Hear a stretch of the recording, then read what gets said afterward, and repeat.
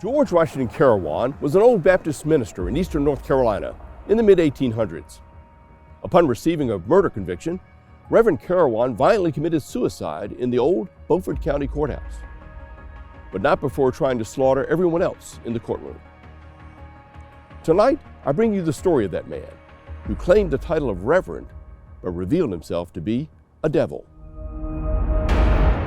As was customary for wealthy ministers in his day, Reverend George Washington Carawan rented a room in his parsonage to weary travelers. A young schoolteacher by the name of Clement Lassiter was one such traveler, who sought refuge for the night in a region made famous by Edward Teach, better known as Blackbeard the Pirate. In 1852, a murder took place in Hyde County that would shock this sleepy coastal region and captivate the Old North State. Clement Lassiter was found dead in a marshy area with 3 gunshot wounds in his chest.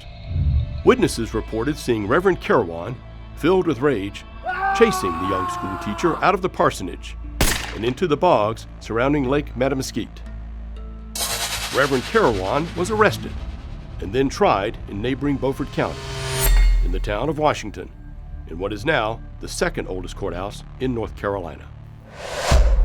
After days of damning evidence against Reverend Carawan presented by the prosecution, Judge Bailey instructed the jury to give their final verdict: guilty on all counts.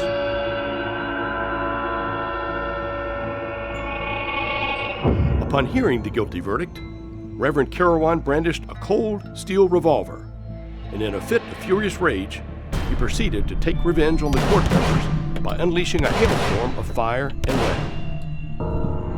Before being subdued by the courtroom bailiffs, Reverend Carawan pulled a second pistol from his coat pocket, raised the muzzle to his temple, and squeezed the trigger.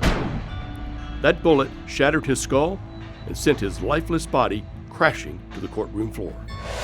For many at the time, that event closed the book on Reverend Carawan's story, but some say that his epilogue continues in the Old Beaufort County Courthouse to this very day. Clerks and staff who have served in the old courthouse throughout the decades have been alarmed to hear violent noises emanating from the unused and thought to be uninhabited courtroom. Reports of loud screams, crashing furniture, shattering glass, and gunshots ringing out have struck fear in even the most stout-hearted court personnel.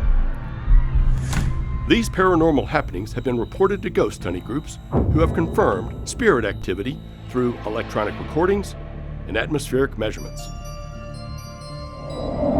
Seances performed by gifted mediums have confirmed that it is indeed the malevolent ghost of Reverend Carawan, violently haunting the Old Beaufort County Courthouse.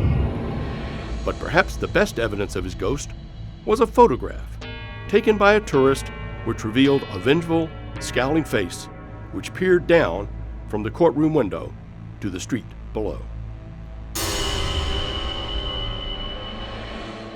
Did Reverend Carawan's self-inflicted gunshot wound end his existence in 1853? Or are witnesses correct when they claim he still haunts the Old Beaufort County Courthouse? You be the judge.